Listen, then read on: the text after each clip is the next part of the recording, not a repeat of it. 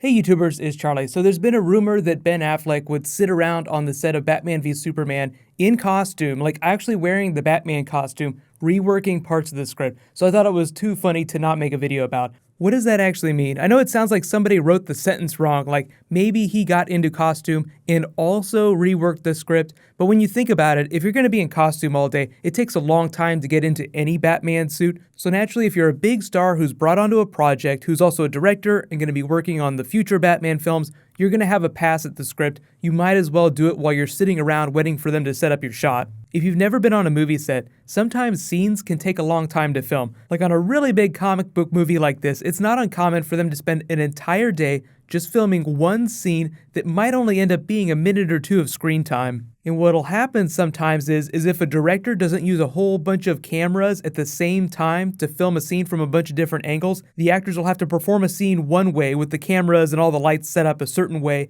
They'll have to get it right. It might take them a couple tries. Then they'll stop and spend a whole bunch of time setting the lights and the cameras up for a whole different angle and perform the exact same scene again. And sometimes there'll be 6 different angles that they'll need to get. So nowadays, because those high quality film cameras are getting so small, it's not uncommon for a director to use a whole bunch of cameras at the same time so that they don't have to blow an entire day for 1 minute of screen time of actors talking. It's a little bit different depending on what kind of shot they're setting up, but there just winds up being a whole lot of downtime in the middle of the day. Like you'll spend an hour working on a scene, then you might get it, they'll have to set up for a different scene, and you'll just have like an hour to kill. So instead of taking the costume off, because it might take a whole hour to get out of the costume, you just sit around in your costume doing whatever it is you feel like doing till they call you back to set. So it's not really that big of a surprise to see Ben Affleck sitting around waiting for them to set up for different shots, just working on the script when he has that free time. What I'm really curious is to which parts of the script he rewrote the most. I'm guessing a lot of it has to do with Batman's motivation. Like that scene where he's talking to Alfred about going after Superman. If there's a 1% chance, we have to treat it as an absolute certainty. Stuff that informs the way Batman makes decisions in the movie. Like why is it that he goes after Superman? Then you have the lighter scenes, like when he's talking to Superman in this scene here, and they have that moment where he's like, we haven't had a whole lot of luck with costume freaks in our city. The dialogue might have been different, he might not have liked it. So normally on a big movie like this, actors don't do stuff like that. They don't rewrite their own dialogue. But because Warner Brothers asked Ben Affleck to become Batman right after he won the Oscar for Argo, I'm guessing that part of the deal was that he would be allowed to take a pass at the script. Now, the actual people that wrote the movie were Zack Snyder, Chris Terrio, who's Ben Affleck's producing partner. Like, they made Argo together. So Ben Affleck would have had input on the script anyway, just because he was working with Chris Terrio, and Chris Terrio was writing the movie with Zack Snyder. And I think David Goyer worked on part of it too. But I would be amazed if the original script, before they started shooting, is anything close to what the final script ended up being. Because a lot of times they'll rewrite stuff on the day, then they'll incorporate that into the final script, and then submit that to the WGA for writing credits. Because in Hollywood, when you write a movie, you get credit for it. There's a very specific way how that happens. So when we say final script, it's the final script based on the last cut of the movie. So like if there's a deleted scene in the movie, they'll take that out of the final script before they submit it. The same thing happened with Star Wars The Force Awakens. There's deleted scenes on the DVD, but if you went and read the script, the copy of the script at the Writers Guild, it would look completely different. Really, I think the end result of Ben Affleck reworking the script, even doing it on the day, is just to make it more real, make the Batman character more real, make him feel less like a cardboard action figure that you just pull off the shelf, and more like an actual human being that just happens to be in a superhero movie.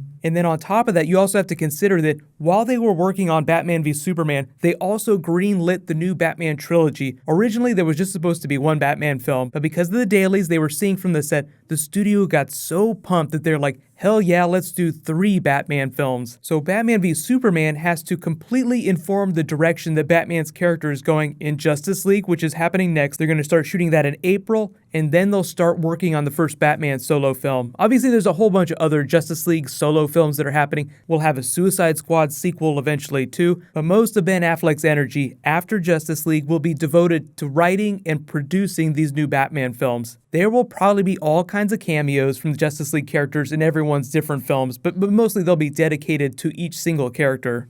And I know a lot of you are wondering if they're going to do a Red Hood storyline for the new Batman solo trilogy. I feel like that would be awesome. Like if they followed up on this death in the family look as he's looking at this Robin suit, We see Batman chasing Joker in the Suicide Squad trailer. They have history together that's going to predate Batman v Superman, so it just makes sense that they would do the Batman v Superman thing of taking a lot of things from the comics, a lot of story elements, and even if they changed things about the Red Hood story arc, they would incorporate some of that into the new trilogy. But the one problem I see with that is the idea of resurrection. We don't know how fantastical the movie universe is going to be. I mean, we see the Darkseid Omega symbol in the trailer along with parademons, so already that's pretty fantastic. So I guess resurrection is just around the corner. And after Suicide Squad, you also have to remember we have Enchantress in that movie. We'll have full-blown magic in this universe. I think they'd be able to do any story that they wanted to do from the comics. The problem with the Christopher Nolan Batman trilogy is that it was very post-superhero. It wasn't nearly as fantastical or comic booky as the Marvel films were. But I think for Batman v Superman, even though the tone is a little bit darker, they definitely opened it up story-wise to the idea of magic, mysticism, but it's still grounded in reality, so we're a long ways off from Red Hood. And if they did do Robins, would you want to see any of them in the new Batman trilogy?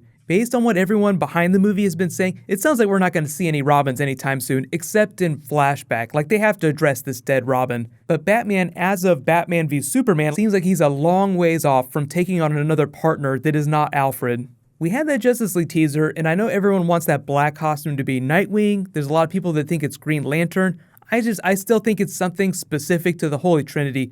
But because they do start shooting that movie in April, do not be surprised if you see more Flash, Green Lantern, expanded Justice League character stuff. What's going to happen next is the Deadpool writers have been talking more about the sequel, more about X-Force, so I'll be posting a Deadpool video tomorrow morning. Be sure to subscribe to get that. If there's any Batman v Superman Suicide Squad videos that you guys want me to do, just let me know in the comments. I think the takeaway from Ben Affleck messing with all the Batman v Superman script stuff is actually good. The people that worked on the script, the stuff that he would have been changing, are writers that people usually complain about. So if Ben Affleck is changing it, he's probably making it better. But while you guys wait for me to post that Deadpool video, you can click here for all my Batman v Superman videos, and you can click here for my Flash trailer for the next episode. Thank you so much for watching, everybody. Let's high five. I'll see you guys tonight.